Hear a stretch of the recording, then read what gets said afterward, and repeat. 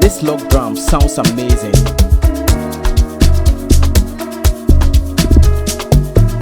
Here's how to make them. Alright, here's the easiest way to go about making Afrobeat fused with Amapiano, the Asake Olamide type beat. Let's do a tempo of 122 BPM. For the melody, let's work in C major, all white keys. For basic music theory, there are only 7 notes belonging to the major scale.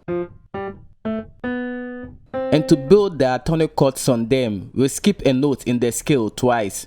Skip and skip. Same applies to the other notes in the scale. Now we have these chords.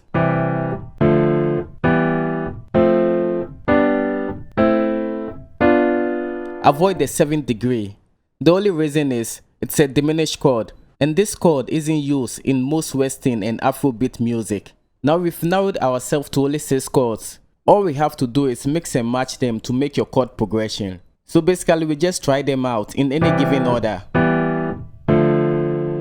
Whichever sounds good to you, that's what you go with.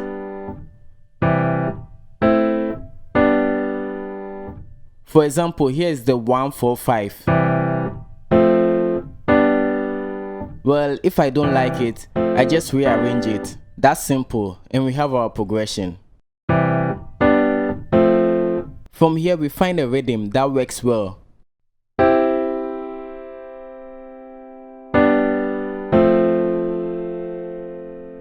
Next up, we invert notes to glue the progression together.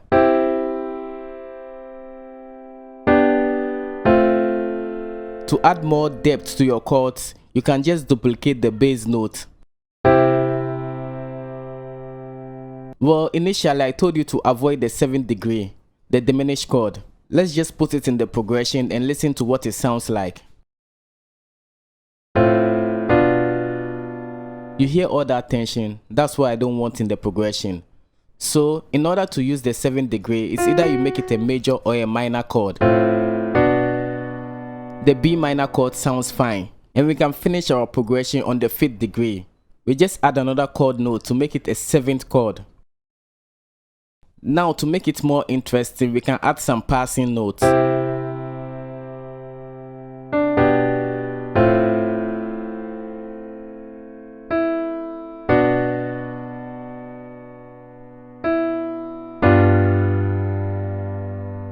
We do Alt plus R to randomize the velocity, Alt plus S to strum the note. This humanizes your melody. Now we just change the key of the progression. Just hold Shift with your arrow up or down button on the keyboard. You can just transpose it up or down to change the key.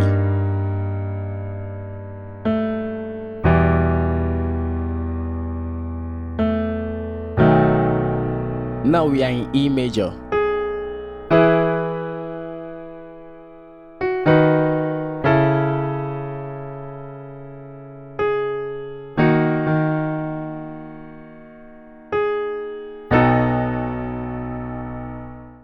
Well, if you want to know how I'm selecting the chord, just hold Shift plus Control all together and then left click and drag to select.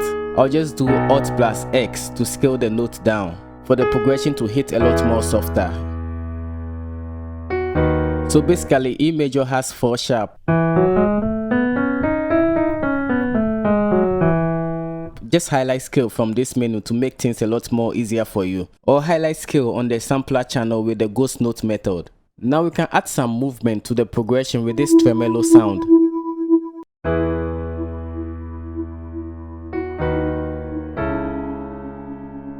For effect, let's do RC20 on the piano.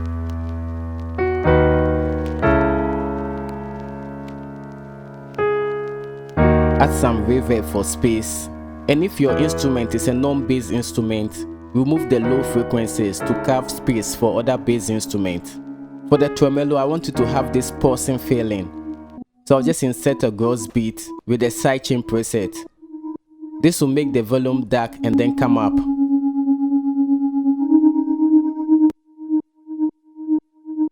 Now let's add our bass.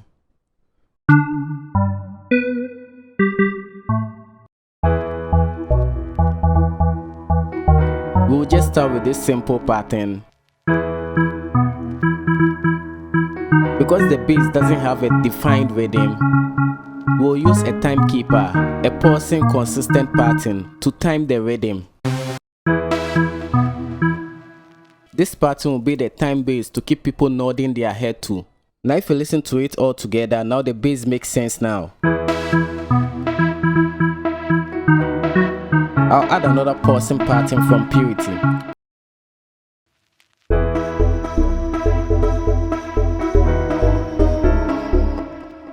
For the bass, I would like to saturate it with Fruity Wave Shaper. It adds a little bit of distortion to the top end.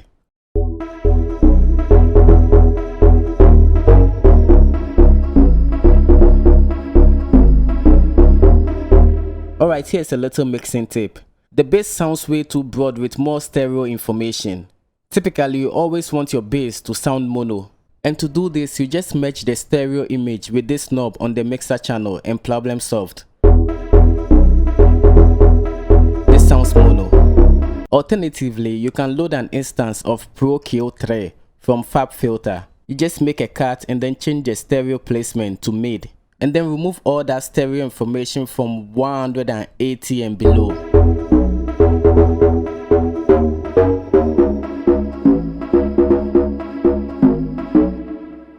From here we can load another instance of the Pro Kill3 again. And this time we set the stereo placement to side. And we just remove some of the stereo information from the high frequencies. So now let's compare which one sounds more mono using the stereo imaging on FL Studio by just merging it. This does the job but still sounds a little bit wide. And with the Pro Kill3 method, this sounds mono enough and it's right in my face. Moving on, let's add some percussions.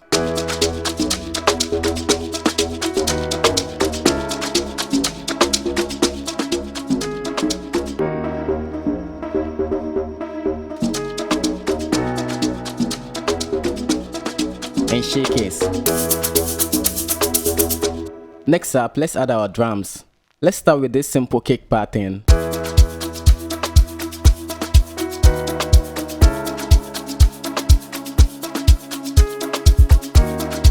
I'll layer it with this percussion. And we can add our snares. Add swing. So here's the simple drum pattern.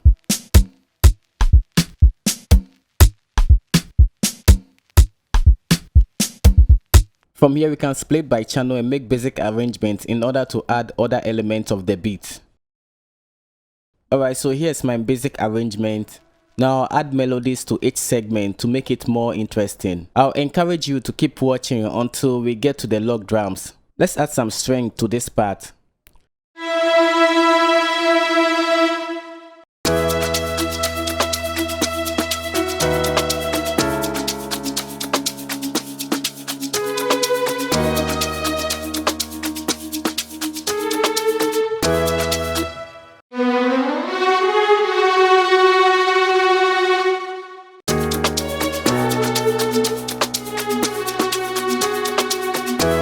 For your strings to sound wide and spacious, duplicate the pattern, either up or down an octave. Now we can go into the channel volume settings and then automate the volume.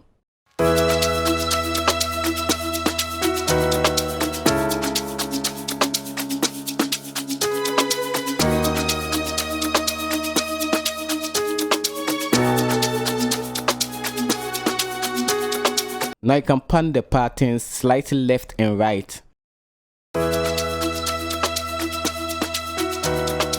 And I added this melody for transition.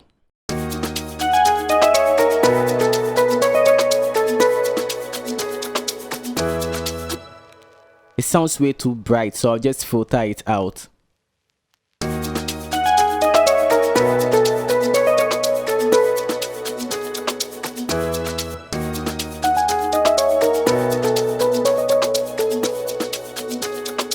Right now I'm thinking of giving it a little break before we get to the next part of the beat. So I'll just cut some of the sections out.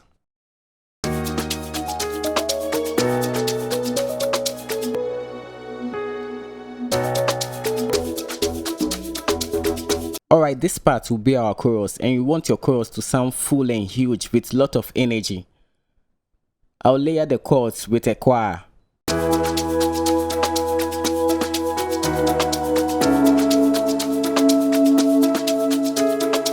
Now from here we can add our log drums.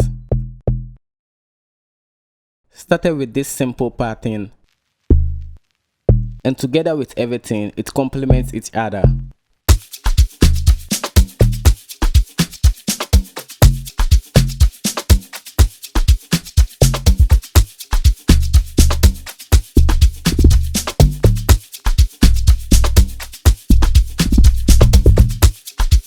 And to make your log drum sound full enough, you can layer it with a sub bass. I'll be using the FM sub from Fruity DX10.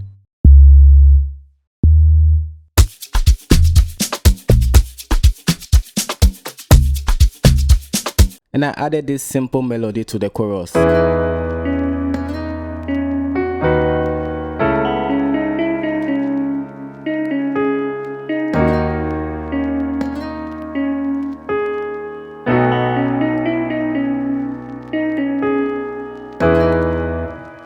Here's the full thing with some effect and drum fills.